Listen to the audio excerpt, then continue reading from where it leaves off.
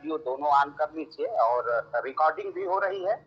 जी, जी। बलिया से हमारे राष्ट्रीय स्वयंसेवक संघ के बहुत ही तरुण और तेजस्वी युवक हम लोगों के साथ जुड़े हुए हैं। चंद्रप्रकाश जी हमारे शिष्य भी हैं और वो बलिया से बैठ के इसको रिकॉर्डिंग भी कर रहे हैं और मेरे द्वारा भी इसकी रिकॉर्डिंग की जा रही है जी। तो अब हम लोग इसका आरंभ करते हैं। डॉक्टर साहब, आज का विषय पहले से ही दिया गया है और विषय बहुत ही महत्वपूर्ण और गंभीर विषय पर है। गाजीपुर से हमारे कैलाशनाथ तिवारी जी जुड़ गए हैं, आपका भी स्वागत अभिनंदन। गंगेश जी जुड़ गए हैं, हमारे शिष्य भी हैं और स्वदेशी के बड़े कार्यकर्ता हैं, उनका भी स्वागत और अभिनंदन है। तो हमारे बहुत महत्वपूर्ण कार्यकर्ता बंधु, हमारे बहुत महत्वपूर्ण छात्र तेजस्वी, हमारे सनी, आलोक, अमित, सीपी, बहुत लोग हम लोग जुड़ गए हैं।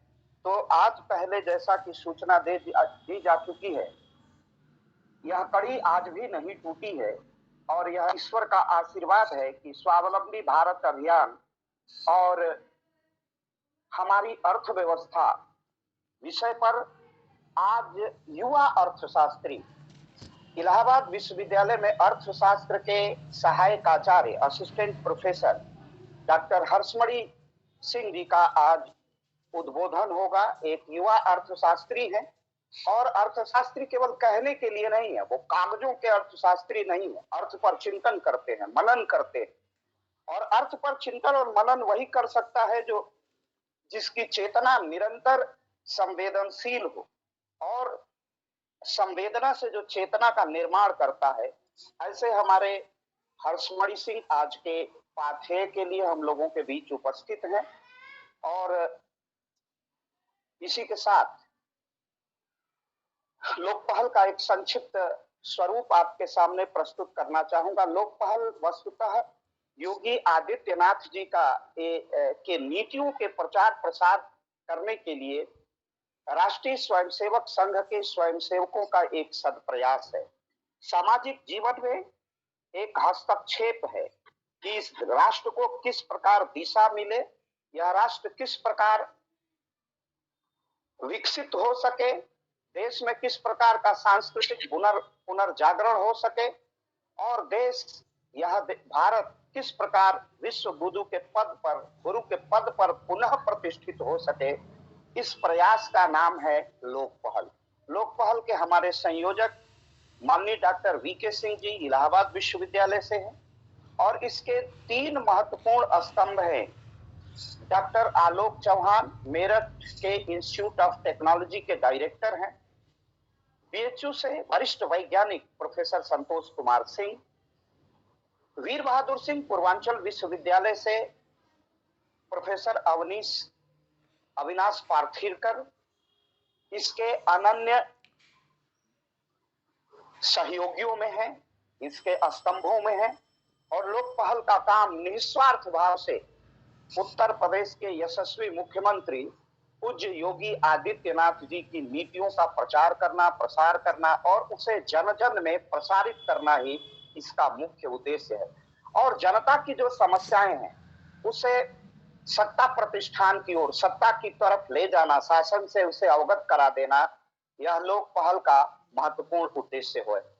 तो लोकपहल बिना किसी स्वार्थ के, बिना किसी लिप्सा के, बिना किसी प्रकार के कि हमें विधायक का टिकट मिलेगा, हम सांसद बनेंगे, चेयरमैन बनेंगे, बिल्कुल इन सब से दूर एकमात्र उद्देश्य राष्ट्र की सेवा, सांस्कृतिक पुनर्जागरण और देश का उत्थान करना, भारतवासियों का उत्थान करना और देश के समक्ष जो गंभीर चुनौतियां हैं उस विषय पर वार्ता करना ही लोकपहल का मुख्य उद्देश्य है। और आज हम एक अर्थशास्त्री के उद्बोधन के साथ बैठे हैं और वो ऐसा युवा अर्थशास्त्री है जो एक तरफ अपनी चित्त और चेतना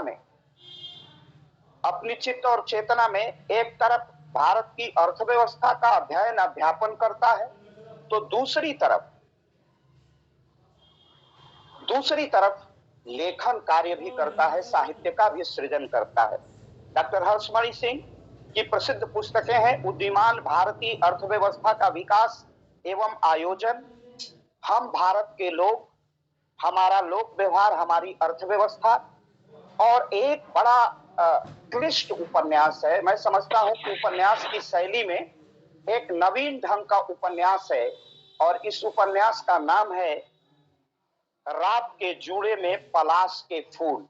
वस्तुतः यह पेंडेमिक में, महामारी का, कोरोना का जो कालखंड था, उसमें युवा मन किस प्रकार अपने कार्य और अपनी गतिविधियों का संचालन करता है, क्या पीड़ा है, क्या त्रासदी है, किन किन पड़ावों से वो गुजरता है, किन्हीं पड़ावों की पीड़ादायक अनुभव है, इसी में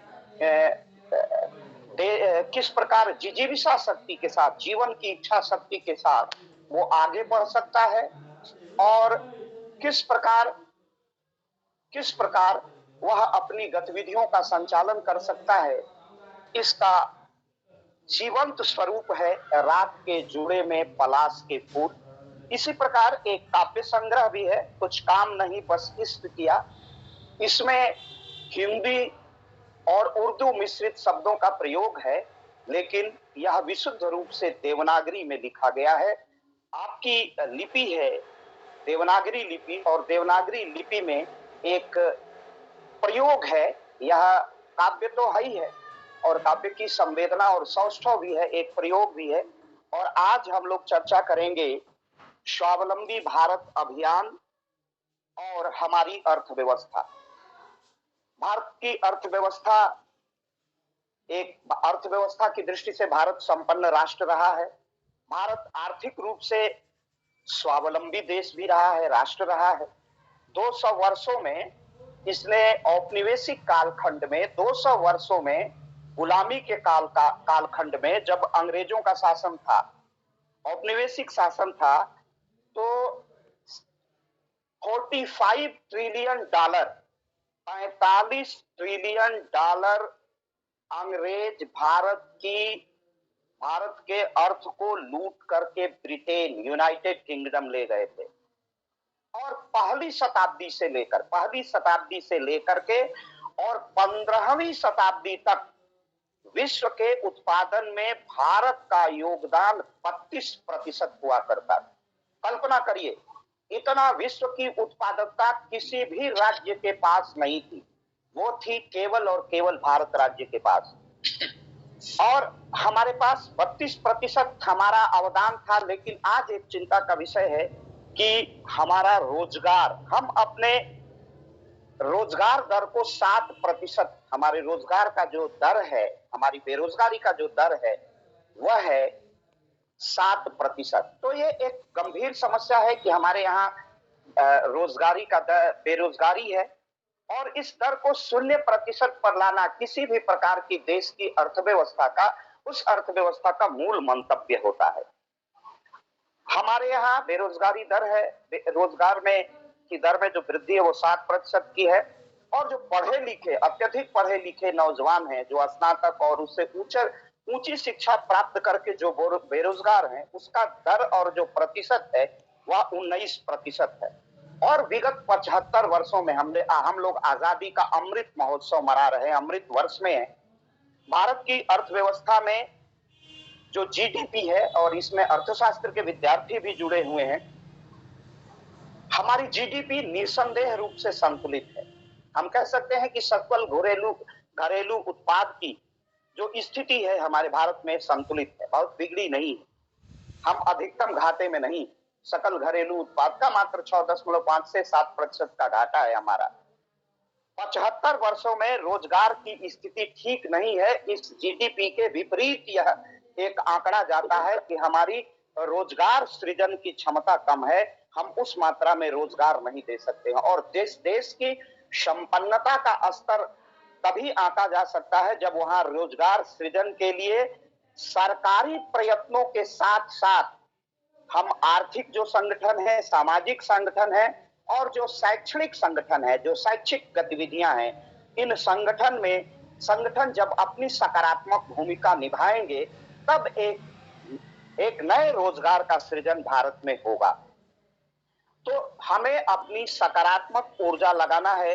भारत विश्व की तीसरी अर्थव्यवस्था है स्टार्टअप में। स्टार्टअप कहते हैं अर्थशास्त्र के मेरे सारे विद्यार्थी और राजनीति विज्ञान के विद्यार्थी और स्वदेशी के लोग भी समझ रहे होंगे कि भारत में विश्व में तीसरा स्टार्टअप खड़ा करने वाला देश है। स्टार्टअप मतलब हम नए रोजगार स्थापित करें, तो हम स्टार्टअप में तीसरी इकोनॉमी है और ये बहुत गौरव का विषय है कि हम तीसरी इकोनॉमी है। भारत में 75 यूनिकॉर्न कंपनियां हैं। यूनिकॉर्न कंपनी उस कंपनी को कहा जाता है जिस कंपनी में 100 करोड़ डॉलर से ऊपर की कंपनी होती। तो ऐसे भारत में कंपनियों की संख्या 75 है। भारत में स्टार्टअप की संख्या 60,000 से अधिक है और उनका पंजीकरण होता है और भारत में रोजगार सृजन के अर्थात स्वावलंबी बनने के 4 स्तंभ हैं। डॉक्टर लोहिया ने भी कभी यही बात 4 खंभों की बात की थी। पहला है विकेंद्रीकरण। वो कैसा विकेंद्रीकरण? आर्थिक विकेंद्रीकरण, अर्थात जिले स्तर पर योजनाओं का निर्माण करना। दूसरा है स्वदेशी, और वो स्वदेशी कैसा होगा? स्थानीय स्तर पर प्रोडक्शन होगा, स्थानीय स्तर पर स्वदेशी होगा। प्रत्येक व्यक्ति स्थानीय स्तर पर अपनी योजनाओं को लागू करेगा, अपना प्रोडक्शन करेगा। तीसरा आधार होगा इसका कौशल विकास और उद्यमिता, एंटरप्रेन्योरशिप। कौशल विकास करना यह बहुत जरूरी है, बहुत आवश्यक है। तो ये रोजगार, भारत को स्वावलंबी बनाने के ये तीसरा सूत्र है कौशल विकास और उद्यमिता। और भारत को स्वावलंबी बनाने का जो चौथा स्तंभ है वह है सहकारिता। हम सहकारिता के भावना से हम आपस में एकजुट होकर के कोई स्टार्टअप शुरू कर सकते हैं और अनेक लोगों को हम रोजगार दे सकते हैं।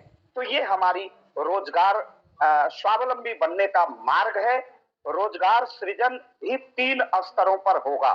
पहला होगा स्थानीय स्तर पर, दूसरा होगा एकदम छोटे गांव के लेवल पर स्थानीय स्तर पर, दूसरा होगा हम जिले स्तर पर रोजगार केंद्रों की स्थापना करेंगे और तीसरा हमें है मानसिक परिवर्तन करना पड़ेगा। हमें अपने मन का परिवर्तन क्या करना पड़ेगा? मन का जो मानसिक परिमार्जन और परिवर्तन होगा वो ये होगा कि केवल सरकारी क्षेत्र में ही रोजगार नहीं मिलेंगे, बल्कि हमें उद्यमिता पर, हम कौशल को सीखें, उद्यमिता को, एंटरप्रेन्योरशिप को, अपनी उद्यमिता विकसित करें और स्वावलंबी होने का, उद्यमिता का जन जागरण पूरे भारत में चलाएं।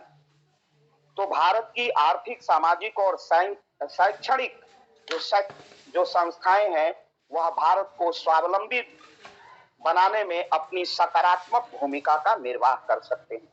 भारत में गरीबी रेखा कैसे शून्य की तरफ बढ़े? स्वावलंबन मतलब जहां देश में गरीबों की संख्या को हम घटा दें और उसे शून्य पर ला दें।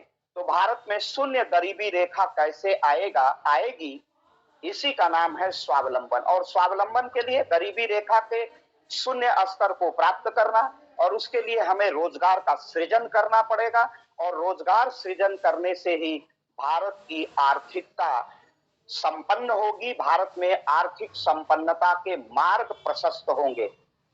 और भारत आज भी 3 ट्रिलियन डॉलर की अर्थव्यवस्था है, 3 ट्रिलियन डॉलर की अर्थव्यवस्था है। और तब यह 3 ट्रिलियन डॉलर की अर्थव्यवस्था है जब भारत ने पर्यावरण के संरक्षण को पर्याप्त महत्व दिया है। पर्यावरण को, विश्व के पर्यावरण को किसी प्रकार की क्षति नहीं पहुंचाई है और क्षति न पहुंचाते हुए हमने 3 ट्रिलियन डॉलर की इकोनॉमी स्थापित करके दिखा दी है।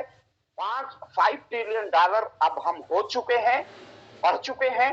और जो हमारा 2030 तक लक्ष्य है कि हम 10 ट्रिलियन डॉलर की अर्थव्यवस्था का स्पर्श करेंगे और वो दिन दूर नहीं है जब हम 10 ट्रिलियन डॉलर की अर्थव्यवस्था में की ओर बढ़ेंगे। हमारे आर्थिक स्वावलंबन के लिए आवश्यक है, उसके मार्ग में अभी बहुत बाधाएं हैं। हमारी बहुराष्ट्रीय कंपनियां हैं, कोरोना का मार झेला है अभी देश ने, जिसमें बड़ा नुकसान हुआ है। जीडीपी में भी गिरावट आई है और रोजगार में भी गिरावट आई है। तो भारत में स्वावलंबन का मार्ग कैसे प्रशस्त होगा, भारत किस प्रकार स्वावलंबी होगा, इसी विषय पर मैं आज के महत्वपूर्ण वक्तव्य के लिए आमंत्रित कर रहा हूं युवा अर्थशास्त्री, कवि, लेखक, विचारक, साहित्यकार डॉक्टर हर्षमणि सिंह को। डॉक्टर हर्ष जी, आप ऑडियो और वीडियो के साथ आप हमारे सामने आइए और हम रिकॉर्डिंग मोड में भी हैं, आपकी रिकॉर्डिंग भी हो रही है। डॉक्टर हर्ष जी। जी जी जी सर, मैं उपस्थित हूँ ऑडियो और वीडियो के साथ। आप मुझे सुन पा रही हैं? हम सुन पा रहे हैं, लेकिन बस वीडियो नहीं आ रहा है। वो क्योंकि ये गूगल मीट है तो उसमें स्क्रीन पर कम ही लोग आपको दिख रहे होंगे, लेकिन मैं उपस्थित हूँ, बाकी लोगों को मैं दिख रहा हूँ। हाँ, मैं आपको नहीं देख पा रहा हूँ, स्क्रीन पर केवल आपकी फोटो लगी है। अच्छा, बाकी लोगों को मैं दिख रहा हूँ? जी जी बिल्कुल दिख रहे हैं गुरु जी। हाँ ठीक है, तो बोलिए बोलिए बोलिए बोलिए बोलिए। ठीक, धन्यवाद डॉक्टर अखिलेश त्रिपाठी सर। और जैसा कि इस लोक पहल की जो एक वैचारिकी है, वैचारिकी इसको इसलिए कहूंगा कि हम यहाँ पर किसी नीतियों की जो विचारिकी बनती है, जो विचार बनते हैं, जो इस विषय को प्रस्तावित करते हैं कि विषय का नाम रखा गया कि स्वावलंबी भारत और हमारी अर्थव्यवस्था। तो ये जो हमारी शब्द है, ये इंडियन कॉन्टिनेंट, जो इंडियन सब कॉन्टिनेंट है, जो भारतीय उपद्वीप है, उनके लिए ये इस्तेमाल किया गया। तो आज जो हम बात करेंगे वो कोई बहुत ना ही अर्थशास्त्र के कोई कठिन शब्दों का इस्तेमाल करेंगे। हम बहुत साधारण भाषा में, जो हमारी एक लोक व्यवस्था है, जैसा कि एक पुस्तक का जिक्र भी डॉक्टर अखिलेश त्रिपाठी जी ने किया कि हमारा लोक व्यवहार और हमारी अर्थव्यवस्था और हम भारत के लोग, वो जो हम भारत के लोग हैं की जब बात आती है तो वो एक जिक्र आता है कि ये जो कॉन्स्टिट्यूशन है, हमारा संविधान है, भारत का संविधान, जो 26 नवंबर 1949 को भारत की जनता को आत्मार्पित किया गया, और जो इन शब्दों के साथ प्रारंभ होता है कि हम भारत के लोग। तो ये जो हम भारत के लोग हैं, ये कौन है हम भारत के लोग?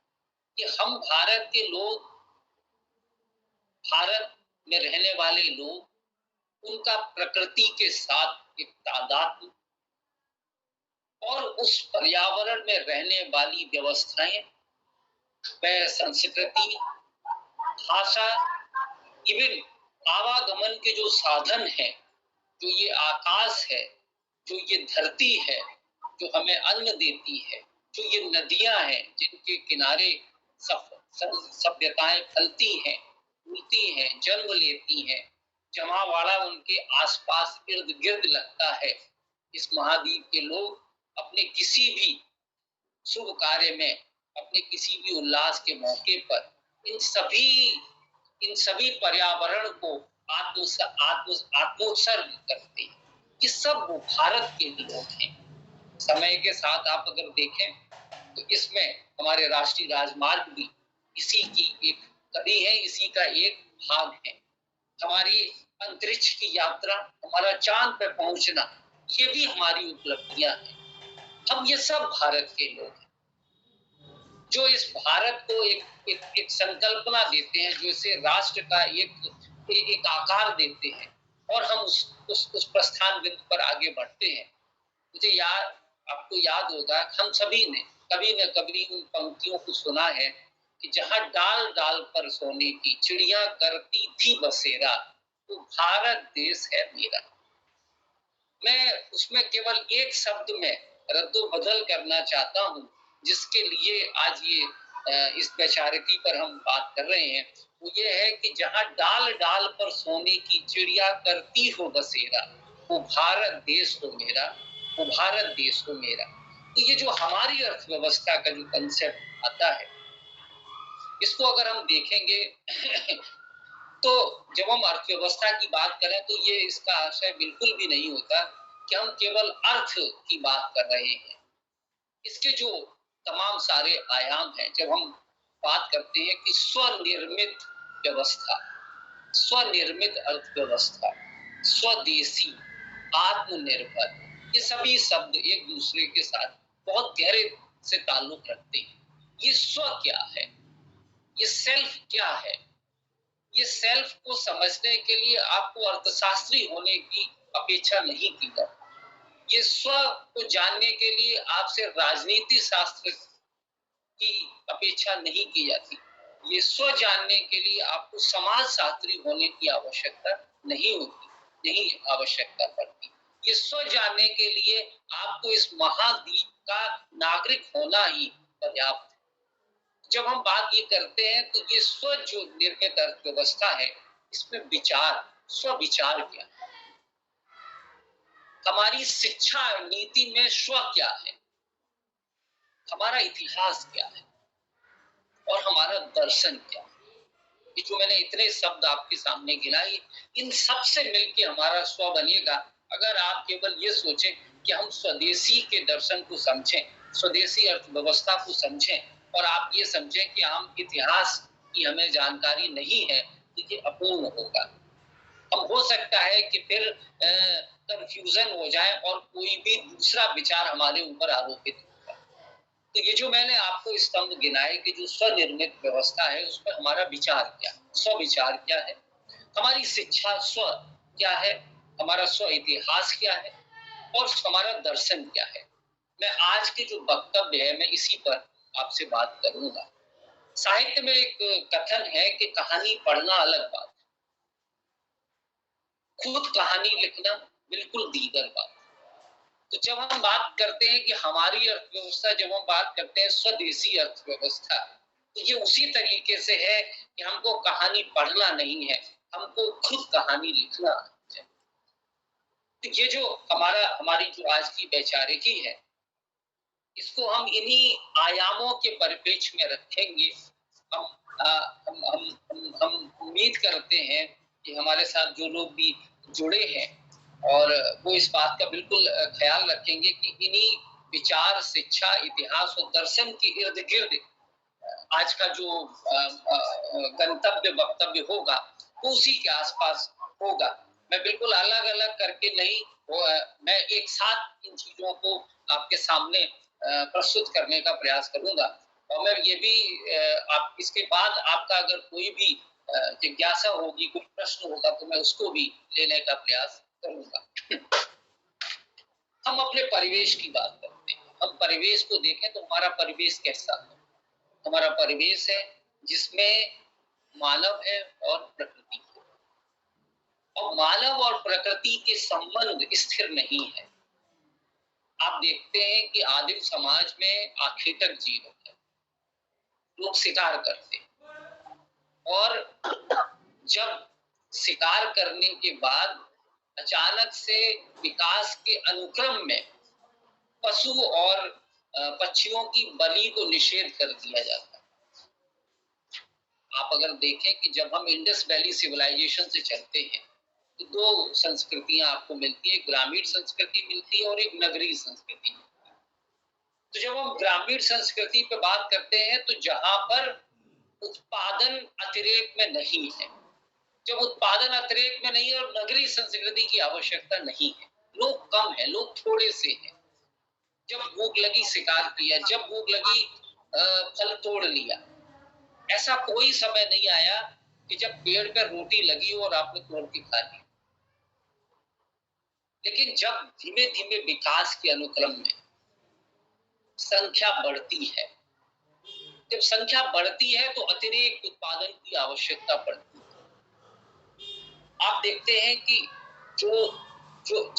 जब लोगों की संख्या बढ़ती है तो परस्पर उनके बीच में संबंध स्थापित हो जाता है।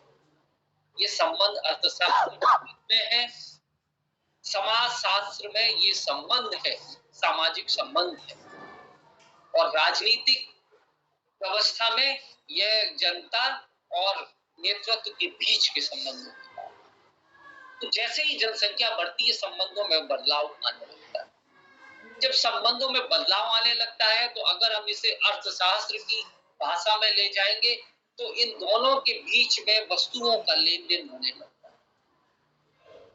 ये वस्तुओं का लेन देन बिल्कुल अलग नहीं है, इसे समझना बिल्कुल कठिन भी नहीं, इसे बहुत आसानी से समझा जा सकता है। हमारे शरीर में रक्त एक स्थान से दूसरे स्थान पर प्रवाहित होता है। पूरे शरीर में जो ब्लड सर्कुलेशन है वो अपने आप में कंप्लीट सर्किल है, एक कंप्लीट फ्लो है। इस फ्लो में अगर कभी भी व्यवधान आता है तो व्यक्ति बीमार पड़ जाता है, उसे फिर हकीम, वैद्य या डॉक्टर के पास जाना पड़ता है। उसी तरीके से आप देखें कि एक फूड चेन है, इकोसिस्टम है, उसमें एक फूड चेन है। उस फूड चेन में भी आप देखें कि एक प्रोड्यूसर है, हमारा यूनिवर्स है, कंज्यूमर्स हैं, कंज्यूमर्स में डिफरेंट कैटेगरीज हैं, डीकंपोजर्स, वो भी एक फ्लो ऑफ इनकम है जो उसे पूर्ण करता है। मैं बात करता हूं फिर से कि जब जनसंख्या बढ़ती है तो नगरीय संस्कृति विकसित होती है, और जब नगरीय संस्कृति विकसित होती है तो लोग ज्यादा हैं और स्थान कम है। जब आखेटक जीवन था तो व्यक्ति के पास भूमि अस्थिर थी, स्थिर नहीं थी।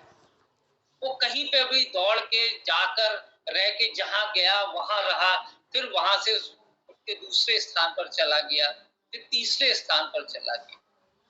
लेकिन जब जनसंख्या बढ़ने लगी तो आपको स्थान की कम आपके लिए स्थान कम है। जो नगरीय संस्कृति है, इस नगरीय संस्कृति में जब स्थान कम है आपके पास तो तकनीकी का विकास होगा। जब तकनीकी का विकास होगा तो यानी ऐसे स्थान पर जहां पर कम लोग, जहां पर ज्यादा लोग एक जगह रह सके। तो आप देखते हैं कि जब सिंधु घाटी सभ्यता, जहां समकोण पर काटती हुई सड़कें हैं, 2 मंजिले मकान हैं जहां लोग रह रहे हैं, और इस 2 मंजिले मकान में रहकर अपने जीवन को यापन कर रहे हैं, और इसके बाद का जो विकास का अनुक्रम है वो ग्रामीण और नगरीय संस्कृति के बीच में विनिमय की एक रूपरेखा प्रस्तुत करता है। लेकिन इस अर्थव्यवस्था में अंतर यह है कि ग्रामीण और नगरीय संस्कृति एक दूसरे के पूरक है। ग्रामीण और नगरीय अर्थव्यवस्था एक दूसरे के पूरक है, अलग अलग नहीं। हम बाद के समय में ये देखेंगे कि किस तरीके से एक डिवीजन कर दिया गया, जिसमें ये कहा गया कि गांव से बाहर निकलिए, शहरों में ही समृद्धि है। और इस समृद्धि का कारण ये हुआ कि आपने देखा कि कितनी बड़ी मात्रा में लोग गांव से शहरों की ओर पलायन कर, केवल इस वैचारिकी के साथ कि साहब शहरों में समृद्धि है, शहरों में चकाचौंध है, शहरों में सड़कें हैं, शहरों में बिजली है, शहरों में साधन है, केवल इस वैचारिकी के साथ। इस वैचारिकी को अगर हम कुछ देर के लिए इस परिप्रेक्ष्य में देखें कि ग्रामीण अर्थव्यवस्था है या जो ग्रामीण संस्कृति है, वहां पर उन व्यवस्थाओं को हम स्थापित करें और ये दोनों ही अर्थव्यवस्था एक दूसरे के पूरक के रूप में काम करें, तो अर्थव्यवस्था और हमारी अर्थव्यवस्था का विकास का स्वरूप क्या होगा। आप देखते हैं कि जो ग्रामीण संस्कृति और नगरीय संस्कृति के विभाजन के बाद भारत में ज्ञान की खोज के बारे में बात उठती है। अचानक से 2 क्षत्रिय राज परिवारों में ज्ञान की खोज के लिए एक उत्कंठा जागृत होती है, और भारत में 2 धर्मों का उदय होता है, एक बौद्ध धर्म और एक जैन धर्म। और ये दोनों धर्म इस बात की वकालत करते हैं कि पशु पक्षियों का शिकार नहीं होना चाहिए, और ज्ञान जो है वो सर्वोपरि होता है, यानी ज्ञान की खोज। को सर्वोपरि मान लिया जाता है। हमने अपने वक्तव्य को जो प्रारंभ किया उसमें ये कहा था कि जो स्वनिर्मित अर्थव्यवस्था है उसमें विचार है।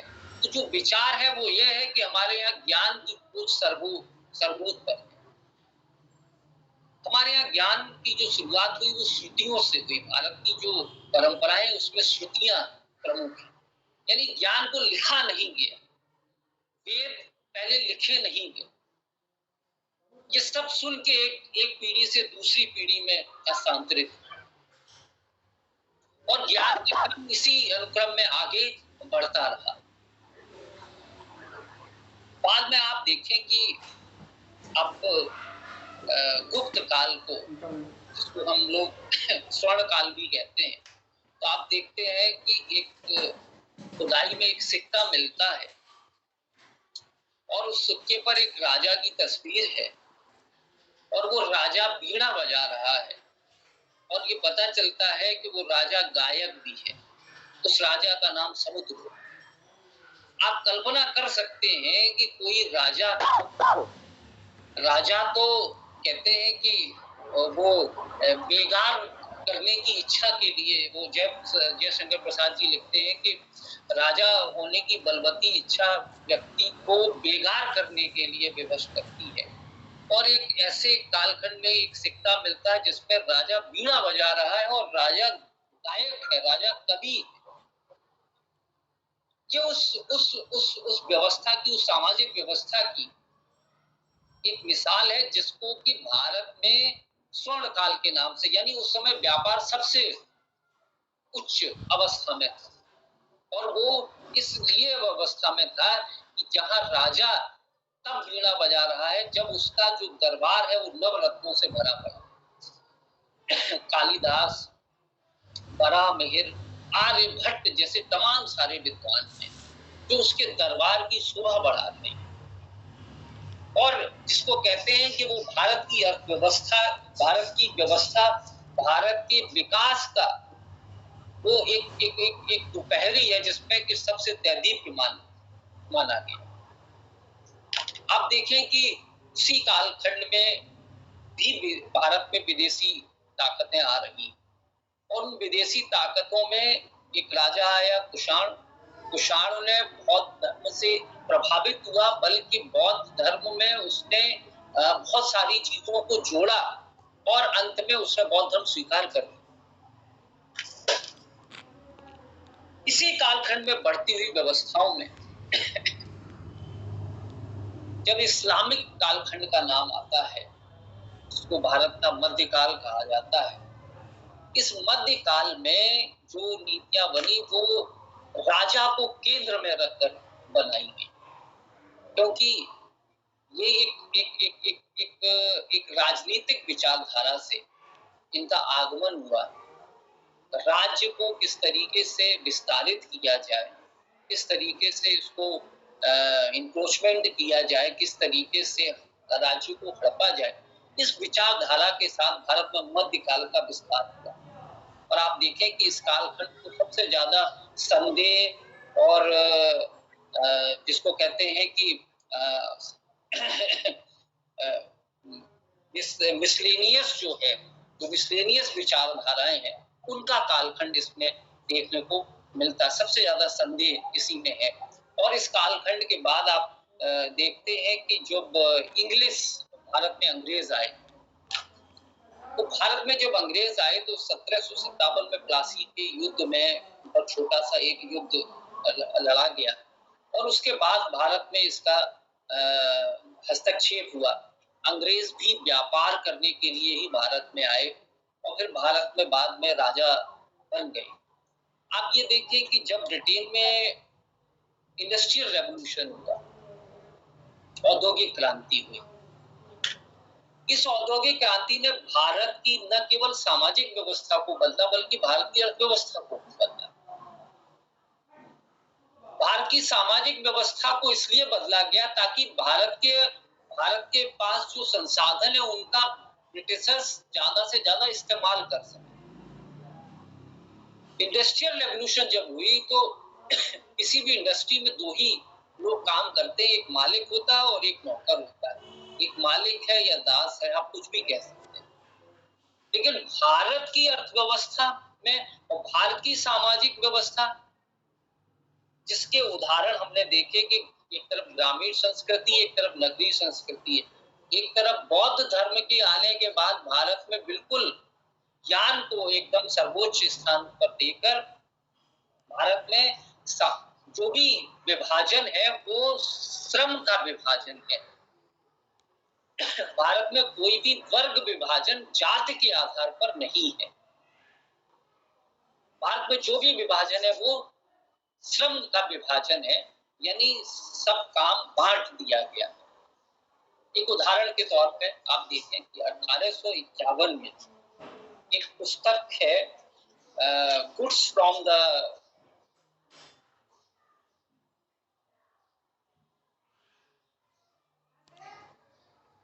The east. इस पुस्तक में लिखा है कि भारत में उस समय मेघना नदी के किनारे मलमल, इसको कहते हैं कॉटन, एक अच्छी क्वालिटी की कॉटन का उत्पादन किया जा रहा है और काम बड़ा बटा हुआ है। आप देखें कि नदी के किनारे जो जलवायु है वो उसमें ह्यूमिडिटी ज्यादा, आर्द्रता ज्यादा होती है। जब आर्द्रता ज्यादा होती है तो कपास के रेशे से धागा बनाने में सहूलियत होती है और ये काम छोटे बच्चे या महिलाएं करते हैं। जब ये कपड़ा बन जाता है तो उसको काटने का काम पुरुष करते हैं और ये काम मेघना नदी में एक नाव को दूसरी तीसरी इस तरीके से नाव को जोड़ के किया जाता है। ये बात 1851 की, और उससे जो कपास उत्पादित हो रही है वो जब विश्व में उसको व्यापार के लिए लाया जा रहा है तो वो इतनी महंगी है कि वो विश्व में तमाम जो अरिस्टोक्रेट फैमिलीज है वो उनकी खरीदने की क्षमता में है। सामान्य लोग उसको खरीदने की सामर्थ्य नहीं रखते। क्यों? वो इतना सॉफ्ट है, इतना हल्का है कि पूरी की पूरी एक साड़ी एक माचिस की डिबिया में आता है।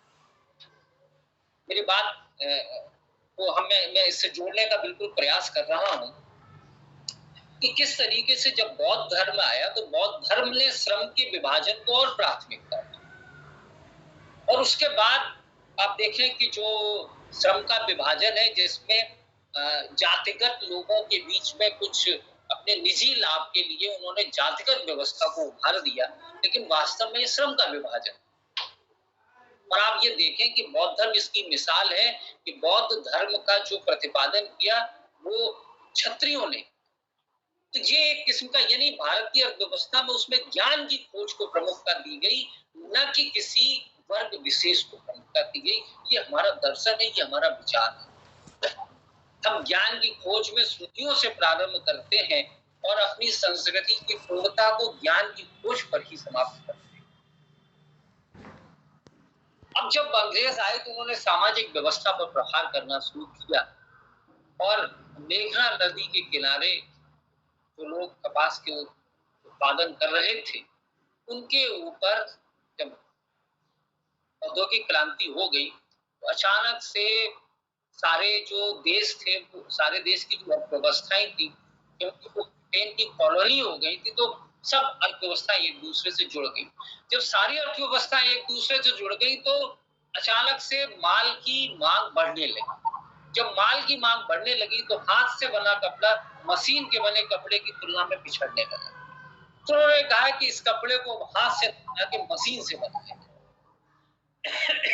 लेकिन आप जानते हैं कि जब मशीन से कपड़ा बनने लगा तो उसकी क्वालिटी खराब हो गई। जब क्वालिटी खराब होने लगी तो विश्व में मेघना नदी के किनारे बनने वाले कपास के कपड़े की मांग कम हो। नतीजा, लोग बेरोजगार हो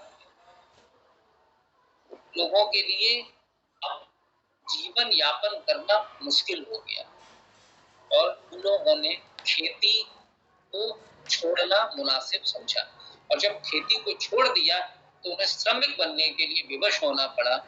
और क्योंकि उस समय उपनिवेशवाद अपनी चरम अवस्था में था। दूसरी तरफ अंग्रेजों ने इस सामाजिक व्यवस्था पर इस तरीके से भी प्रयास किए कि जिस तरीके से किसी कंपनी में दो वर्ग होते हैं, एक मालिक और दूसरा दास, उसी तरीके से भारत की सामाजिक व्यवस्था जो कि श्रम के विभाजन पर आधारित थी, श्रम के विभाजन पर आधारित होनी चाहिए थी, उसको दो वर्गों में सीमित कर दिया। और अब भारत में दो वर्ग हो गए, एक जमींदार और एक किसान। ये एक सबसे बड़ा प्रहार था। मैं कहूंगा कि जो एक आय का जो सर्कुलर फ्लो ऑफ इनकम चल रहा था, जो आय का एक चक्रीय प्रवाह चल रहा था, जहां ग्रामीण संस्कृति और नगरीय संस्कृति के बीच में एक पूरक व्यवस्था थी, जहां नगर इसलिए फल फूल रहे थे क्योंकि ग्राम स्वराज था, जहां पर ग्राम स्वराज, जहां ग्राम देवता रहता था, वो इसलिए फूल रहे थे, उस पर होने वाला ये एक सबसे बड़ा प्रहार। आप अगर देखें तो भारत में 1857 के बाद जो कि एक उसमें रिवोल्ट हुआ, वो रिवोल्ट वास्तव में फार्मर्स ने किया, और फार्मर्स ने इसलिए किया कि जब ट्रेडर्स ने, जो अंग्रेजी व्यापारी थे, उन ट्रेडर्स ने भारतीय लोगों पर इस कदर विवश कर दिया कि वो गेहूं की खेती नहीं कर सकते, वो चावल की खेती नहीं कर सकते, वो कपास की खेती नहीं कर सकते, उन्हें चाय की खेती करनी चाहिए, उन्हें कॉफी की खेती करनी चाहिए, उन्हें नील की खेती करनी चाहिए, जो वाणिज्यिक फसलें थी। नतीजा ये हुआ कि जब ब्रिटिशर्स यहाँ से जाने लगे तो भारत अकालों का देश,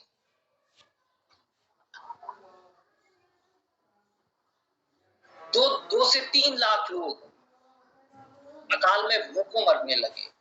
क्यों? क्योंकि अब भारतीय जो व्यवस्था थी, जो कि कृषि और पशुपालन पर आधारित थी, जिसको कि श्रम के विभाजन के आधार पर बनाया गया था, उस व्यवस्था में विघटन हो चुका था। और इस विघटन का परिणाम ये रहा कि भारत को एक जो इस उपमहाद्वीप की जो विशेषता थी, कृषि और पशुपालन, उस व्यवस्था में व्यवधान उत्पन्न कर दिया गया और भारत को एक ऐसे देश के रूप में परिवर्तित कर दिया गया जहां पर भारत को गेहूं का भी आयात करना पड़ा।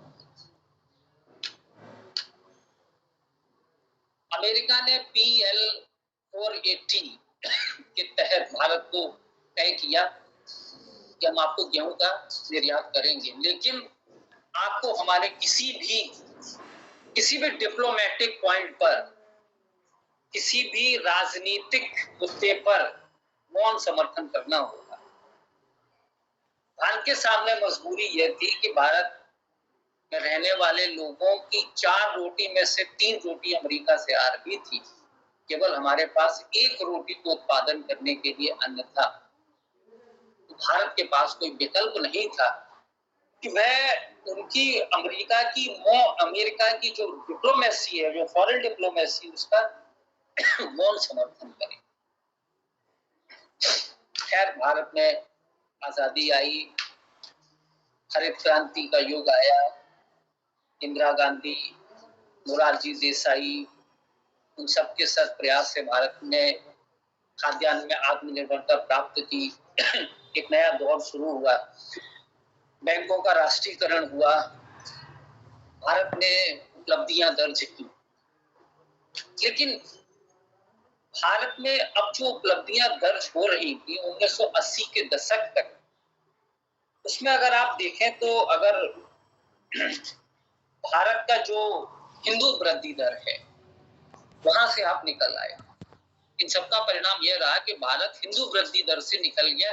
हिंदू वृद्धि दर जो 3-3.5% की ग्रोथ रेट थी, जिसको सबसे कम आंका गया, वहां से उसको छुटकारा मिल गया और हमने इसको काफी समय तक इसका गुणगान किया।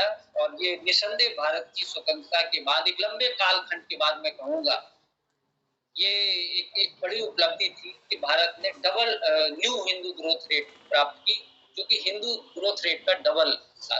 यानी 3.5% अगर हिंदू ग्रोथ रेट थी, 7% जो है वो न्यू हिंदू ग्रोथ रेट थी। जो 1980 का कालखंड है, इस कालखंड को अगर आप गौर से देखें, ये जो एक ऐसा कालखंड है जो इस कालखंड में पैदा हुआ, उसमें सबसे ज्यादा ट्रांजिशन फेज देखता है।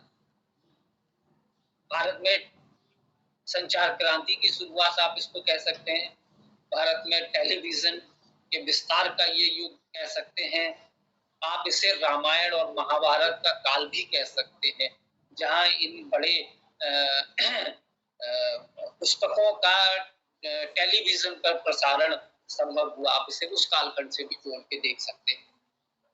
कुल मिला के अगर देखें, हम इसके आर्थिक पहलू की बात करें, इसके सामाजिक पहलू की बात करें, तो होना यह चाहिए था कि भारत की जो अर्थव्यवस्था है, जब कृषि से अतिरिक्त दे रही है, तो इसका ट्रांसफॉर्मेशन जो है वो मैन्युफैक्चरिंग सेक्टर में होना चाहिए,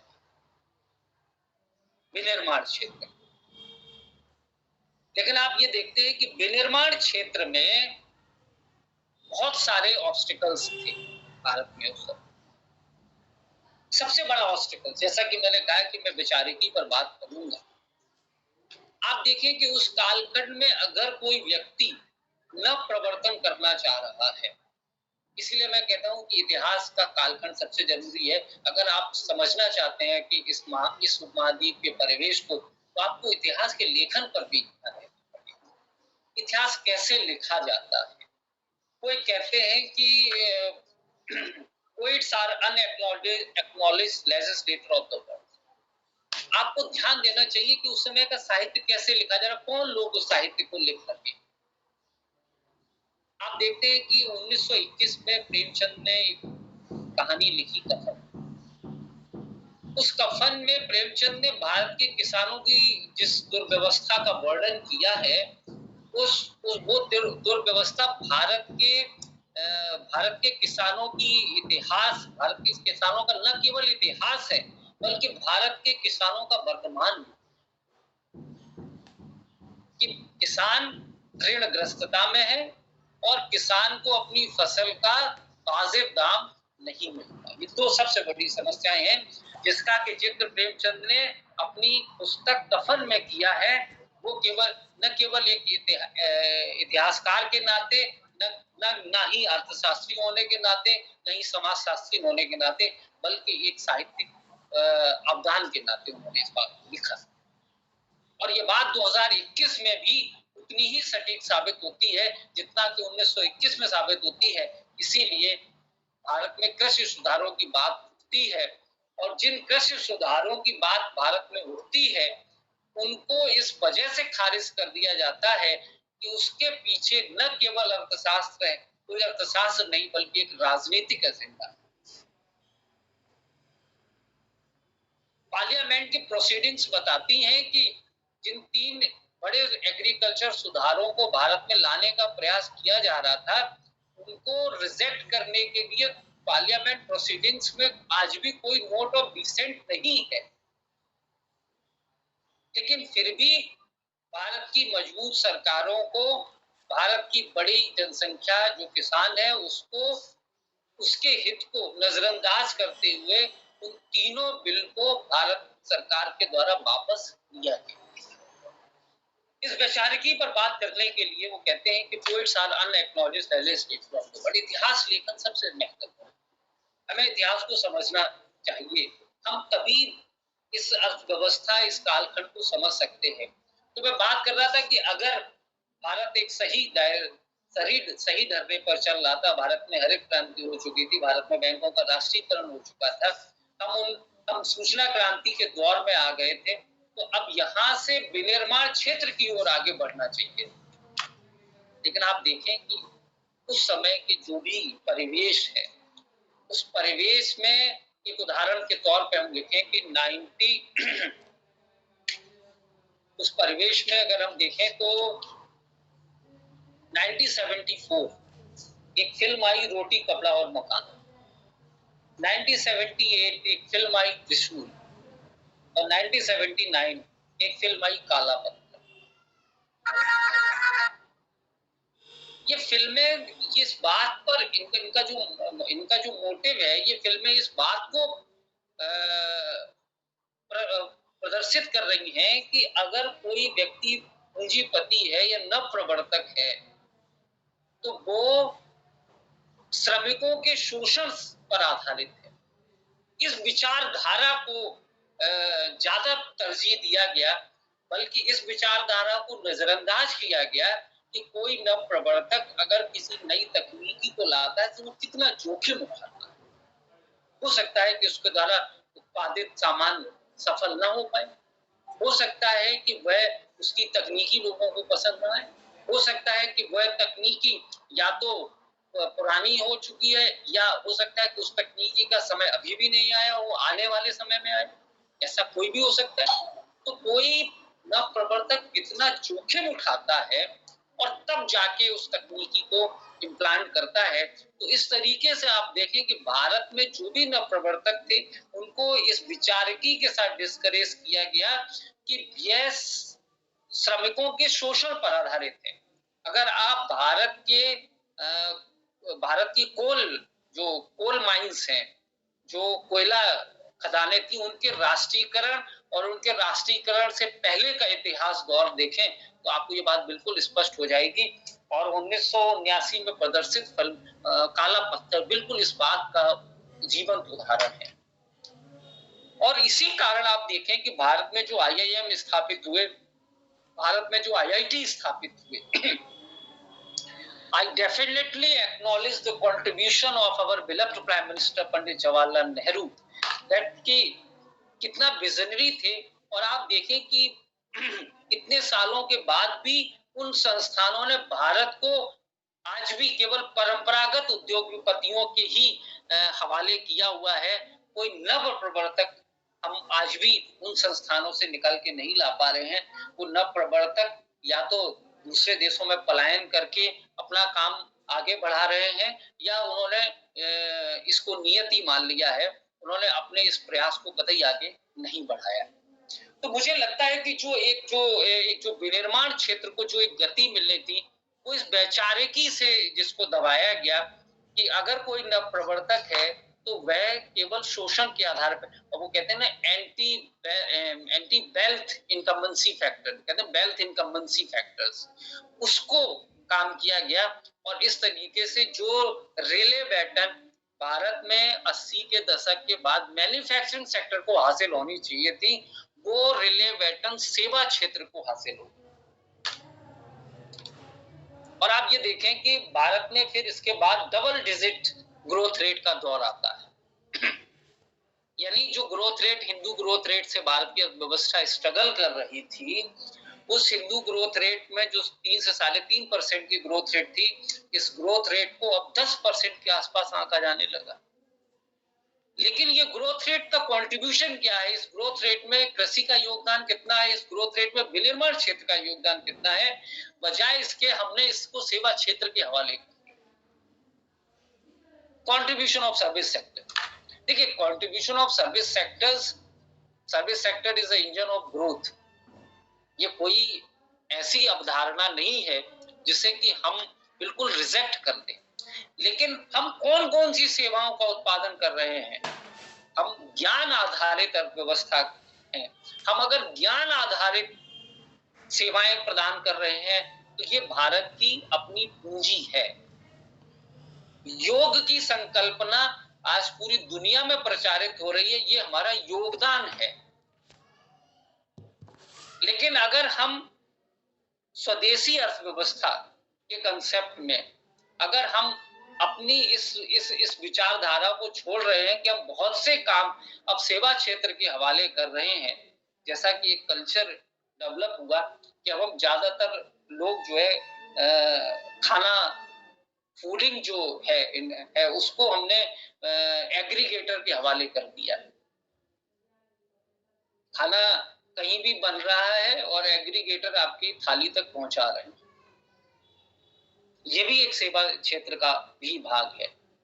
ऐसे क्षेत्रों का जो नॉलेज आधारित है, उनमें जो भारत की वास्तव में परिसंपत्ति है उसमें आगे बढ़ने का होना चाहिए। मुझे लगता है कि यहाँ पर एक चेक लिस्ट की आवश्यकता है कि इस चेक लिस्ट में हमें ये देखना चाहिए कि कौन से सेवा क्षेत्र हैं जिसमें हमें आगे बढ़ना है, कौन से सेवा क्षेत्र हैं जहां पर हमें रुकने की आवश्यकता है, न कि हमें अपने आप को बाजार के हवाले कर देने की आवश्यकता है। विकास के मॉडल को 1990 के बाद आप देखें तो वो जीडीपी के आधारित किया गया और जीडीपी को ये मान लिया गया कि यही एक विकास का एकमात्र पैमाना है।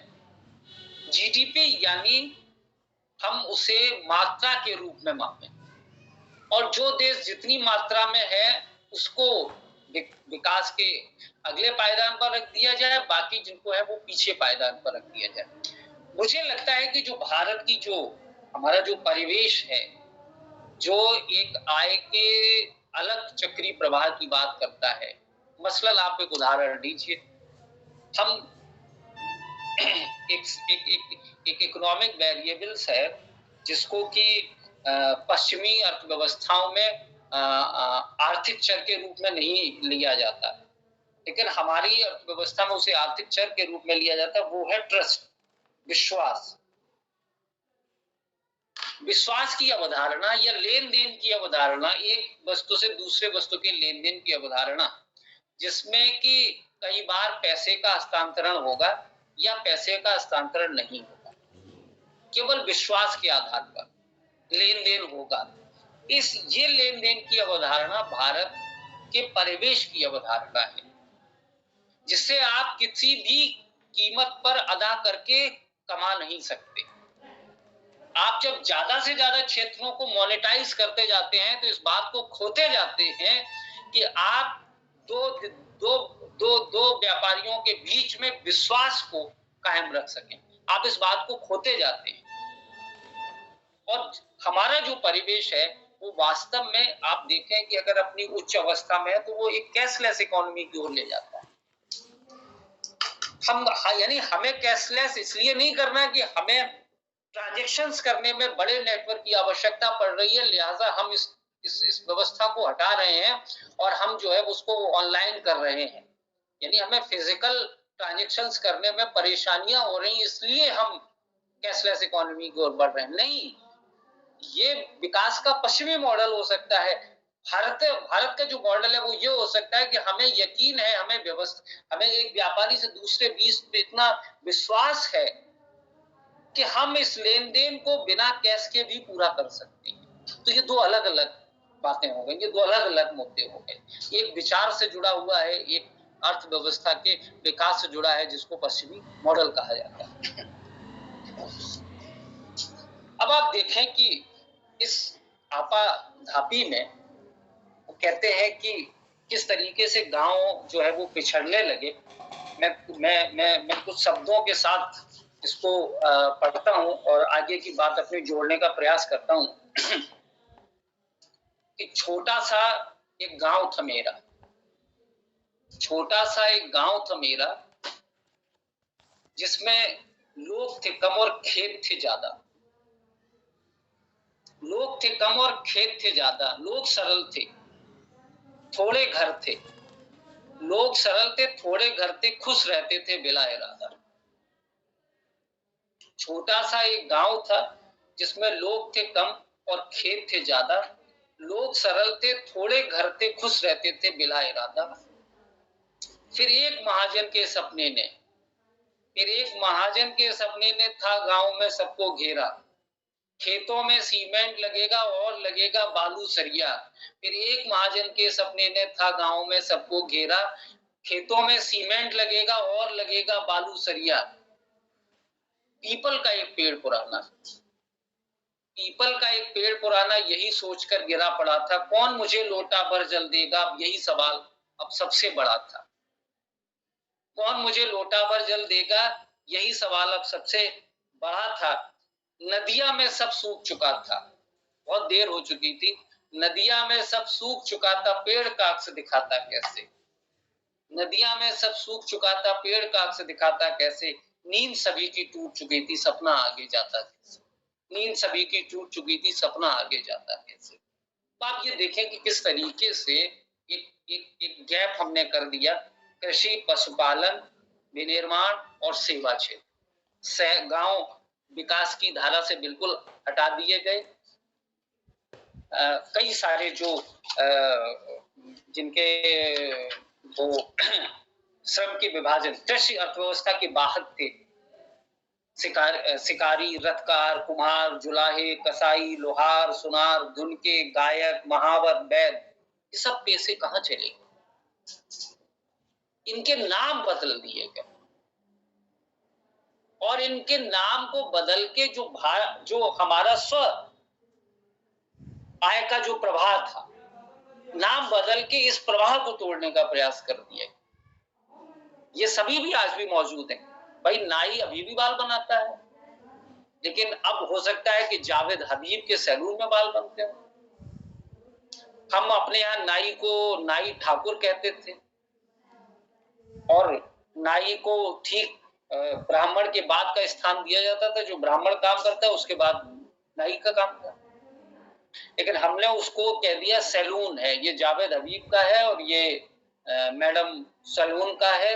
और इस तरीके से नाम बदलकर हमने पूरी जो यहाँ की जो विचारधारा थी उसको ब्रेक करने का प्रयास किया। एक और उदाहरण मिलता है 90 के दशक के बाद। हमने अपनी बात बौद्ध धर्म से प्रारंभ करी थी कि ज्ञान की खोज को प्रमुखता दी गई और इसलिए भारत में बौद्ध धर्म बहुत तेजी से विस्तारित हुआ। इस बहुत कम समय में इस धर्म का विस्तार न केवल भारत में बल्कि भारत से बाहर भी, विदेशों में भी आज ये धर्म जीवित है। ऐसे ही नहीं कहा जाता था कि यूनान रोमा सब मिट गए जहां से बाकी मगर है अब तक नामो निशान। यूं ही नहीं कहा जाता, आज भी ये धर्म दूसरे देशों में जीवित है। लेकिन आप देखें कि लाफिंग बुद्धा कौन लाया हमारे ड्राइंग रूम में? लाफिंग बुद्धा कोई एक वस्तु का विनिमय नहीं था। हमने लाफिंग बुद्धा के माध्यम से भारत के खिलौनों के उद्योग को चाइना के हवाले कर दिया। मिट्टी के खिलौने, लकड़ी की काठी का घोड़ा, ये सब आज चाइना के व्यापार को संवर्धित कर रहा है और भारत के व्यापार पे घाटे को प्रदर्शित कर रहा है। अगर आप वैचारिकी की बात करते यानी जो हमारा जो देखिए, जब हम किसी हमारी अर्थव्यवस्था का बात आती है तो हमारी अर्थव्यवस्था यानी हमारा परिवेश है। हम किसी दूसरे की अर्थव्यवस्था और वहां के मॉडल को हमारी अर्थव्यवस्था पर हूबहू नहीं उतार सकते। इस महाद्वीप की अर्थव्यवस्था का निर्धारण मानसून करता है। इस महाद्वीप की अर्थव्यवस्था का निर्धारण नदियां करती हैं। इस महाद्वीप की अर्थव्यवस्था का निर्धारण हमारे मंदिर, पूजा सामग्रियां, हमारे रीत रिवाज, हमारे त्योहार, हमारे मेले ये करते हैं। हम इसे कैसे दूसरे की अर्थव्यवस्था के मॉडल के हवाले कर सकते हैं? और अगर करते हैं तो दो प्रकार की विचारधाराएं निकलती हैं। गेहूं और चावल, ये दो फसलें हैं, इन्हीं से फास्ट फूड बनते हैं, इसी से हमारे घर पे बनने वाले व्यंजन बनते हैं जो हमारी माताएं बहनें बनाती रही हैं त्योहारों पर, विशेष अवसरों पर, शादी विवाह के मौकों पर।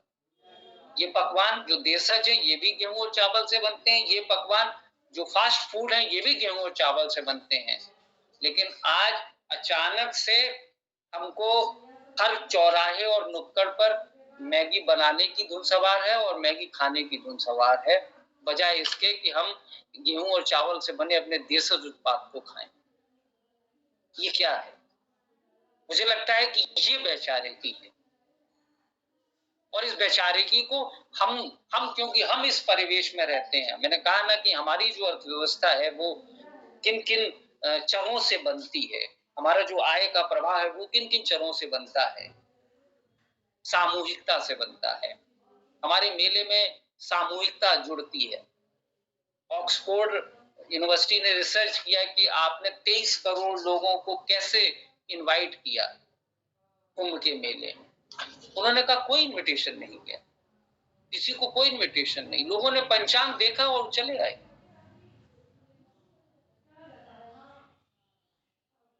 लोगों ने पंचांग देखा और लाखों लोग माँ गंगा को अपना अर्पित करते हैं। और बल्कि देखिए एक महान परंपरा है कि वो कहते हैं कि साहब नदी में नहाने की जरूरत नहीं है, उसको तो देखने से ही मुक्ति मिलती। ज्ञान की पराकाष्ठा है ये जो आत्म संकल्पना है, यहाँ अपने आप को जगाने की आवश्यकता है, बजाय कि हम दूसरे विचारों को अपने ऊपर आरोपित करें। हम अपने विचारों को पुख्ता करें और इन विचारों में हमारी जो अर्थव्यवस्था के जो वाहक हैं, हमारी अर्थव्यवस्था के जो चर हैं, उन चरों पर हमें विचार करने की आवश्यकता है। मैं इसी बात को, जैसा कि मैंने प्रारंभ में कहा था, और परिवेश से भी जोड़ने का प्रयास करता हूँ। इतिहास के लेखन की बात आती है। कहते हैं कि इतिहास वैज्ञानिक मनुष्य के रूमानी मनुष्य पर विजय हासिल करने का एक सिलसिला है। भारतीय संविधान का प्रथम अनुच्छेद कहता है कि India that is Bharat. India जो भारत है, तो भारत है क्या? इस भारत का संपूर्ण इतिहास क्या है?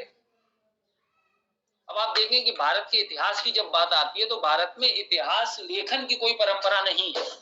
हमने कहा कि जब श्रुतियां हमारे ज्ञान सुनकर, आप देखें कि राजस्थान में भाट है जो अभी भी संस्कृति के वाहक हैं और गा गा के अपनी बात को एक दूसरे से तक पहुंचा रहे हैं। आपने बेराहा गायकों का नाम सुना होगा। वो पूरे कथानक को लेके चलते हैं, पूरी बात कह जाते हैं, और ये सदियों से होता रहा, इसको कहीं लिखा नहीं। कबीर ने कुछ नहीं लिखा, कबीर ने मस कागज तक नहीं छुआ था, मतलब कुछ भी नहीं छुआ। और कबीर की जो वाणी है वो आज भी हम सब सुनते हैं, उनसे उसी को सुन के हम सब सुबह उठते हैं। तो भारत में इतिहास लेखन की परंपरा नहीं है। भारत में व्यवस्थित इतिहास लेखन की परंपरा की आवश्यकता क्यों पड़ी? भारत में व्यवस्थित इतिहास लेखन की परंपरा इसलिए पड़ी क्योंकि भारत को विजित करना है। तो जब भारत को विजित करना है तो रोजनामाचा स्टाइल में लिखा जाए, डेली इतिहास लिखा जाए, डेली लिखा जाए, और डेली लिखने के क्रम में उसे फिर अपने हिसाब से संशोधित किया जाए। और अपने हिसाब से जब संशोधित किया जाए तो कुछ समय के बाद वही इतिहास प्रमाणिक हो जाएगा, क्योंकि उससे पहले का इतिहास तो श्रुति पर आधारित है। और उस श्रुति पर आधारित इतिहास को या तो संवर्धित किया जाए, फिर उसे जनमानस की भाषा में ढाला जाए। इससे कुछ लोग विमुख हुए, फिर जो लेखन के इतिहास का क्रम आया वो सर्वोपरि हो गया। लेकिन इस लेखन के इतिहास में भी आप देखें कि जो इतिहासकार हैं, जो इतिहास लिखते हैं, उनके मनोभाव, उनकी अपनी आकांक्षाएं, अपनी उनकी जिज्ञासाएं, अपने उनके ज्ञान की सीमितता, अपने उनके ज्ञान ग्रहण करने की चेष्टा, ये सब उस इतिहासकार के द्वारा लिखित संकलन में उपस्थित होता है। आप ये भी देखें कि अगर हम मध्यकाल की बात करें तो मध्यकाल में बहुत से ऐसे लेखक रहे जिन्होंने कृष्ण को औलिया के रूप में मान्यता, औलिया के रूप में चित्रित किया। भाई रसखान भी है वहां पर और दारा भी है, ये सब लोग भी हैं वहां पर। लेकिन आप ये देखें कि इतिहासकार प्रमुखता किसे दे रहे हैं। तो यहाँ पर एक इतिहास को पुनर्लेखन की आवश्यकता भी महसूस होती है कि किस तरीके से आप देखें कि भारत के जो आजादी के बाद भारत की जो संस्थान है, भारत की जो सड़कें हैं, उनको कुछ कुछ नामों से जोड़ा गया। क्या भारत की जो जनमानस है, जिसके चौपाइयों को दोहरा के भारत की आत्मा जागृत होती है, तुलसीदास की चौपाइयों, क्या उनकी विचारधारा को कहीं स्थान देने की या उसे इसकी कोशिश किया गया? जो भारत का मानस है, जो भारत के काल ऐतिहासिक बड़े ग्रंथ हैं, उनके लेखकों को क्या वो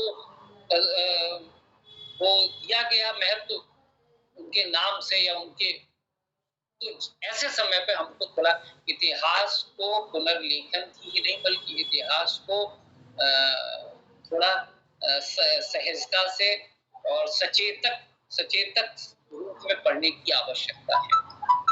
हम उसे एज इट इज नहीं मान सकते, हमें वहां पर थोड़ा सा संचेतना के साथ पढ़ने की आवश्यकता है इतिहास पुनर्लेखन। हेलो, जुड़े हो ना?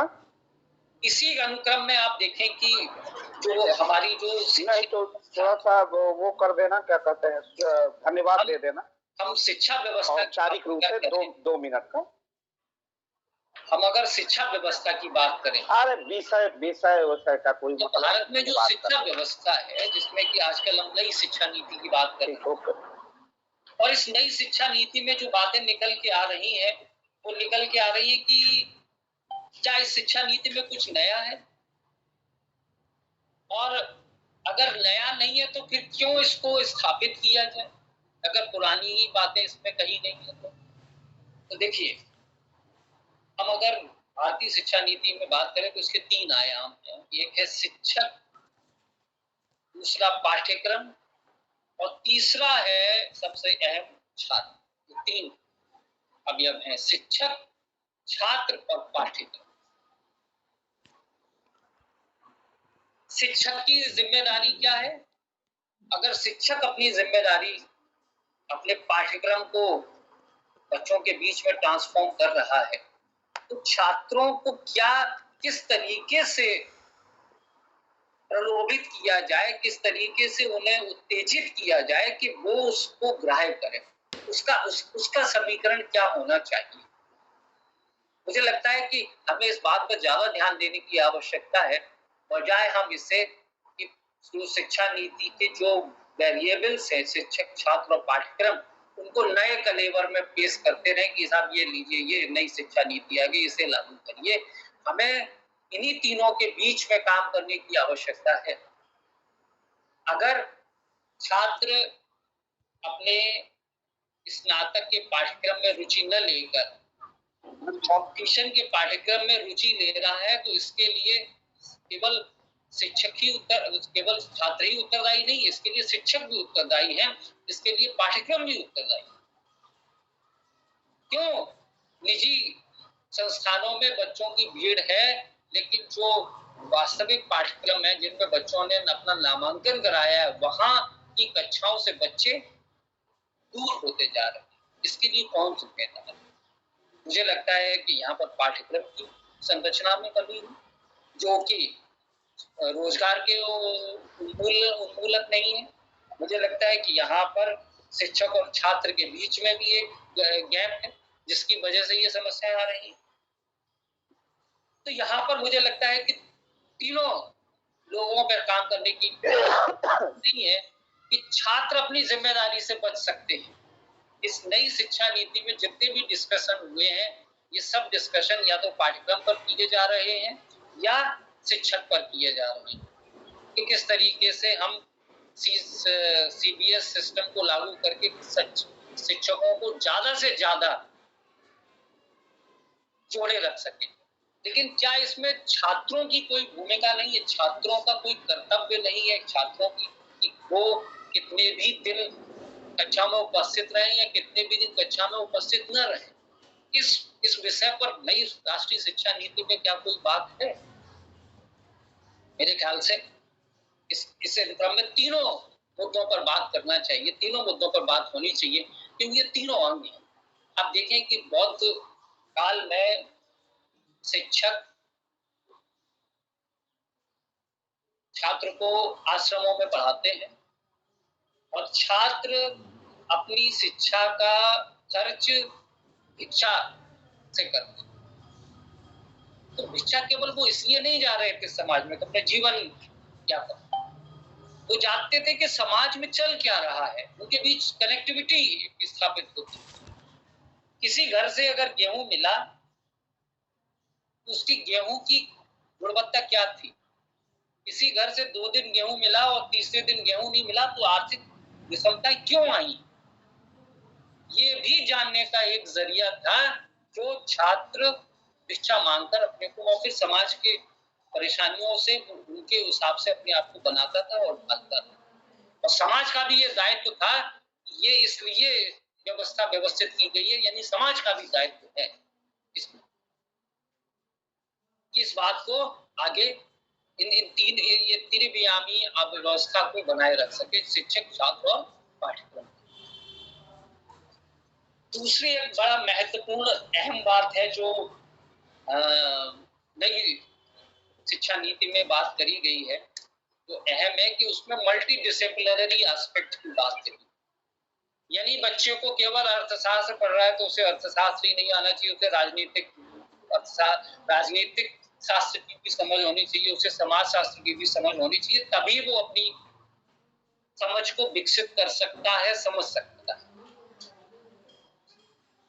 मैं कहूं कि इस तरीके का प्रयोग भारत में प्रतियोगी परीक्षाओं में देखने को मिलता रहा है।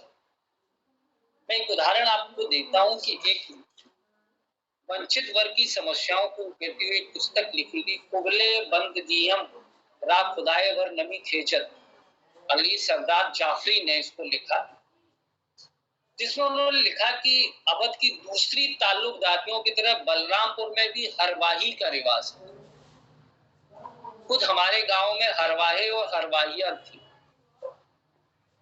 सामाजिक व्यवस्था। उनके पास अपनी जमीन और अपना घर नहीं होता था। ये जमींदारों और ठेकेदारों के खेतों पर काम करते थे और फसल कटने के बाद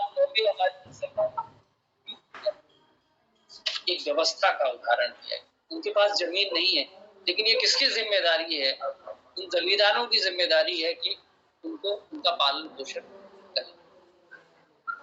तो इस तरीके की सामाजिक व्यवस्था पर ये अली सरदार जाफरी ने लिखा। वो कोई इतिहासकार नहीं थे, वो कोई अर्थशास्त्री नहीं थे, वो एक लेखक थे जिन्होंने इस बात को लिखा। ऐसे तमाम सारे उदाहरण हैं जिनको समाहित करके पढ़ाया जाना चाहिए। मेरे ख्याल से प्रतियोगी परीक्षाओं के सिलेबस में ये पहले से ही किया जा चुका है और इसीलिए वो उनको सामाजिक व्यवस्था, उनको प्रशासन चलाने में जो लोग इस तरीके की पढ़ाई करते हैं, जिनकी इस तरीके की ट्रेनिंग होती है, वो इसको पूरा करते हैं और आगे बढ़ते हैं। तो ज्ञान कोई अलग अलग नहीं है, ये संपूर्ण है। ये केवल विभाजन किया गया थोड़ी सी सहूलियत के लिए कि ये अर्थशास्त्र है, ये राजनीति शास्त्र है। मुझे लगता है कि एक संपूर्णता है, उसी में बच्चों को पढ़ना चाहिए। तो ये जो एक हमारा परिवेश है, हमें अपनी अर्थव्यवस्था को समझना है तो हमें अपने परिवेश को समझना पड़ेगा। और परिवेश को समझने के लिए हमें हमारे इतिहास को समझना पड़ेगा, हमें हमारे दर्शन को समझना पड़ेगा, हमें हमारे विचारों को समझना पड़ेगा। और मैं अपनी बात को कुछ पंक्तियों के साथ यहाँ पर समाप्त करता हूँ।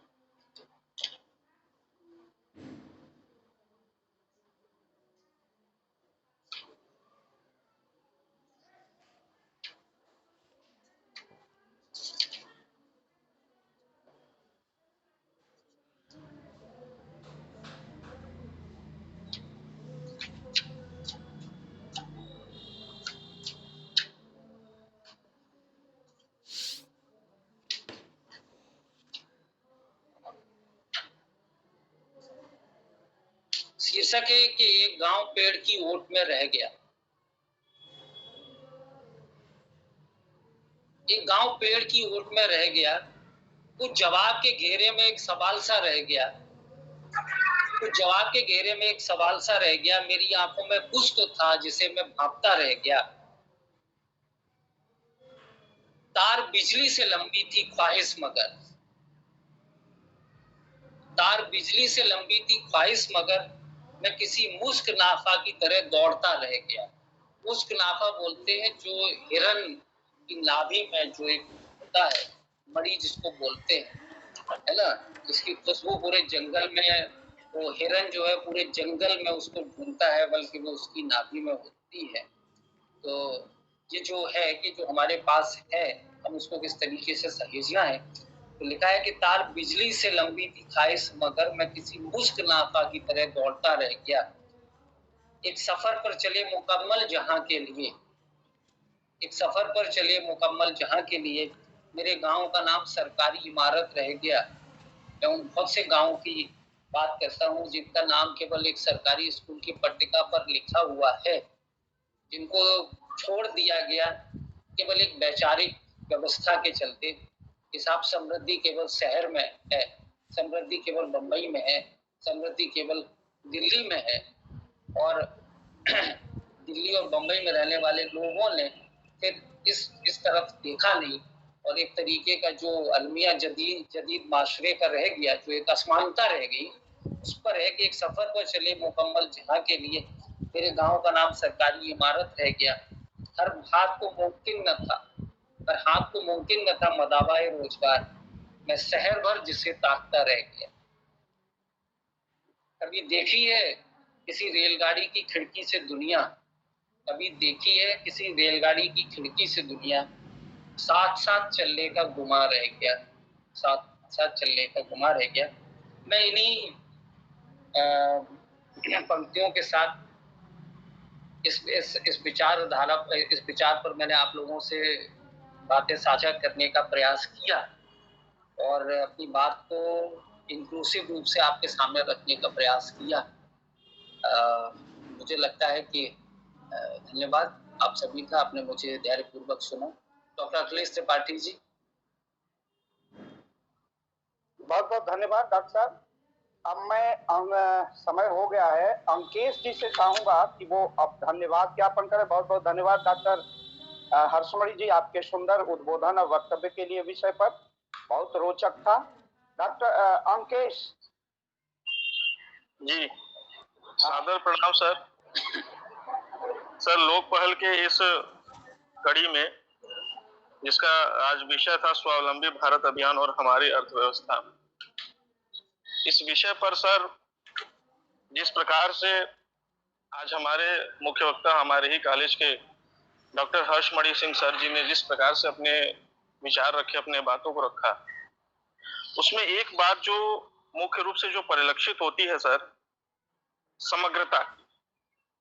जिस समग्रता की बात उन्होंने की, जिस संकल्पना की बात उन्होंने शुरू से की, आज कहीं ना कहीं हमें ये देखने को मिल रहा है कि आज नौकरी के आयाम में, नौकरी के चक्कर में आज जिस प्रकार से हमारी युवा पीढ़ी अपने स्किल्स को खोती जा रही है, उस समग्रता को खोती जा रही है, उस कॉस्मोपॉलिटन, उस विचारधारा को खोती जा रही है, उस डेमोक्रेसी को खोती जा रही है, और अपने सारे स्किल्स को पीछे करते हुए जो हमारी सोच थी, जो हमारी संस्कृति थी, और जो सहजता हमारी भारतीय परिवेश की भूमि में, हमारे विचारों में, हमारे कर्म में, हमारे संस्कृति में जिस प्रकार से वो परिलक्षित होती थी, उस चीज को हम लोग पीछे छोड़ते जा रहे हैं, और सिर्फ एक इस इंस्ट्रूमेंट की तरह हम लोग आगे बढ़ते जा रहे हैं, अपने स्किल्स को भूलते जा रहे हैं, अपने संस्कृति को भूलते जा रहे हैं। क्योंकि कहीं ना कहीं से जब बात आती है स्वावलंबी बनने की, तो स्वावलंबी बनने की सबसे पहली जो मनोदशा जो शुरू होती है, वो हमारे संस्कृति से ही शुरू होती है। सर ने बहुत बखूबी तरीके से जिस प्रकार से हमारे वेदों में, हमारे पुराणों में, और जिस प्रकार से हमारी पाश्चात्य जो सभ्यता रही है, उसका जो वर्णन किया उन्होंने ये बताया कि हमारे दर्शन में स्वावलंबी था, हमारे दर्शन में स्वरोजगार, किस प्रकार से हम लोग काम करते थे, अपनी जीविका चलाते थे, कुछ ना कुछ मेहनत करते थे अपने घर को पालने के लिए। उस प्रकार से आज हम लोग उस चीज को, नजरिए को नहीं देख रहे हैं, उस नजरिए को ही धूमिल कर दे रहे हैं। सर ने बहुत संक्षिप्त रूप में बहुत अच्छे से इतिहास की बात की। इतिहास में उन्होंने कहा था कि जिस प्रकार से बौद्ध काल में जो छात्र रहते थे, वो आश्रमों में पढ़ते थे, जो उपज होती थी गेहूं और चावल की, और किस प्रकार से हमारा खान पान चलता था, हमारा परिवेश जो था एक बहुत ही सामूहिक रूप से, बहुत ही सुसंस्कृत रूप से चलता था। आज के इस ग्लोबलाइजेशन के युग में किस प्रकार से लोगों ने अपने खान पान को ही बदल दिया है, अपने रहन सहन को बदल दिया है। सर ने बात की कि पहले जो थे हम लोग समृद्ध होते थे अपने खान पान को लेकर के, और अपने जो पैदावार होती थी उन सभी चीजों को लेकर के, और आज के समय में लोग ज्यादा से ज्यादा आधुनिकता की तरफ बढ़ रहे हैं, और उस आधुनिकता के नाम पर हम लोग अपने खान पान को ही बदल दिए। हम लोग ज्यादा से ज्यादा मतलब वेस्टर्न फूड की तरफ जा रहे हैं, उनको उपभोग कर रहे हैं, और उस तरीके से ही जो है मतलब कि अपने जीवन यापन को आगे बढ़ा रहे हैं। सर ने शिक्षक छात्र और पाठ्यक्रम की बात की और किस प्रकार से उन्होंने कहा कि हमारे नई एजुकेशन पॉलिसी जो न्यू एजुकेशन पॉलिसी है उसमें उन तीनों कड़ियों को किस प्रकार से अच्छी तरह से सुमिलित करने का काम किया है, जिसमें सारी कड़ी एक दूसरे से जुड़ी हुई, किसी भी कड़ी को कमजोर नहीं किया जा सकता। और आज के समय में जब हमें आगे बढ़ना है तो किसी भी कड़ी की भूमिका को हम नीचे नहीं कर सकते, चाहे वो छात्र की भूमिका हो, चाहे वो शिक्षक की भूमिका हो और चाहे वो पाठ्यक्रम की भूमिका हो। और मल्टी डिसिप्लिनरी एस्पेक्ट की जो सर ने बात की, आज मैं बताना चाहूंगा कि आज समागम जो था हमारे विद्यालय का, उसमें आदरणीय प्राचार्य जी ने भी कुछ इसी तरीके की बात की थी, मल्टी डिसिप्लिनरी एस्पेक्ट की बात। उन्होंने ये बहुत बखूबी तरीके से बताया कि जिस प्रकार कोई अगर बच्चा जो है बीए फर्स्ट ईयर में एडमिशन लेता है तो उसको कंपल्सरी रूप से जो है उसको कंप्यूटर की एजुकेशन दी जाती है। फिर उसके बाद सेकेंड ईयर में जब जाता है तो उसको लैंग्वेज की एजुकेशन दी जाती है और फिर उसके बाद जो थर्ड ईयर में जाता है और इसी प्रकार से जो है उसको कंप्यूटर की एजुकेशन, लैंग्वेज की एजुकेशन दे करके उसको जो है उसको सर्टिफिकेट प्रोवाइड किया जाता है और एक प्रकार से एक मल्टी डिसिप्लिनरी एस्पेक्ट के तहत उसको पूरा ऑल अराउंड उसका डेवलपमेंट किया जाता है। इटर टू जो उसका जो पाठ्यक्रम है, जो उसका कोर्स है, उसके अलावा भी उसे जो है एक समग्र रूप से तैयार किया जाता है ताकि वो एक देश का एक नागरिक बन सके, एक अच्छा नागरिक बन सके और राष्ट्र के प्रोत्साहन में अपना योगदान कर सके। सर ने अली सरदार जाफरी जी की बात को अपने इस विषय में रखा, उनकी समग्रता को रखा, उनके ज्ञान को रखा और उन्होंने बताया कि कंपटीशन की जो तैयारी होती है या फिर जो भी हमारे जो मेन कोर्सेज की तैयारी होती है, इन सभी बातों को लेकर के किस प्रकार से हम एक समग्र रूप में आगे बढ़ सकते हैं। और लास्ट में अंत में जाते जाते सर ने एक बहुत अच्छी बात की कि हमें अब पास्ट की तरफ जाने की जरूरत है। जिस प्रकार से लोग पाश्चात्य सभ्यता की तरफ और वेस्टर्नाइजेशन की तरफ आतुर होकर के देख रहे हैं, तो सर ने जिस प्रकार से उस चीज को समझाया कि हमें अपने परिवेश को समझने की आवश्यकता है और परिवेश को समझने के लिए हमें अपने इतिहास को समझने की आवश्यकता है, अपने दर्शन को समझने की आवश्यकता है। ये हमें किसी से सीख लेने की जरूरत नहीं। परिवर्तन तो एकमात्र शक्ति होती ही है किसी भी धर्म का, लेकिन हमारी संस्कृति, हमारे वेद, हमारे पुराण, हमारी सभ्यता खुद ब खुद इतनी ज्यादा डेवलप्ड है, इतनी ज्यादा मैच्योर्ड है, इतनी ज्यादा स्वरोजगार और स्वावलंबी से प्रेरित है कि हम खुद ही अपने पैरों पर खड़े हो सकते हैं, अपनी सभ्यता से सीख सकते हैं, अपनी संस्कृति से सीख सकते हैं। जिस प्रकार का कल्चर नॉर्थ ईस्ट इंडिया में डेवलप था पहले के समय में और आज भी डेवलप्ड है कि वहां पर सबसे ज्यादा महिलाएं हैं, वो जो डोमिनेंट रोल में रहती हैं। वहां पर महिलाएं जो है अपने कितना भी फ्री हो जाए लेकिन अपने कुछ ना कुछ काम जो होते हैं, जैसे कपड़ा बुनने का काम हुआ, सिलाई का काम हुआ, इस तरीके के छोटे छोटे कामों में वो जो है संलिप्त रहती है अपने खर्चे के लिए, अपने पालन पोषण के लिए। और जिस प्रकार से वहां पर जो रामायण है, वहां का जो रामायण में जो माता सीता का जो रोल दिखाया गया था वो एक डोमिनेंट रोल में दिखाया था इन कंपैरिजन टू भगवान श्री राम जी के प्रति।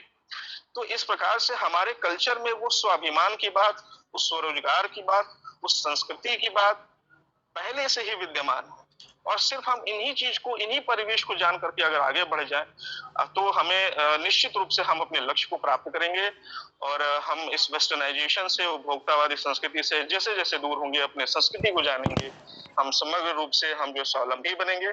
मैं बहुत बहुत आभार व्यक्त करता हूँ आदरणीय श्री हर्षमणि सिंह जी का कि उन्होंने हमारा मार्गदर्शन किया, हमें उद्बोधन दिया, हमें प्रेरित किया, हम युवाओं को एक बेसिकली रूप से समझाया कि पढ़ाई तो सभी करते हैं लेकिन हमें किस तरीके से पढ़ना है, किस तरीके से समाज को समझना है, अपने परिवेश को समझना है और उस समझ के साथ हमें आगे बढ़ना है। इस चीज को सर ने समझा।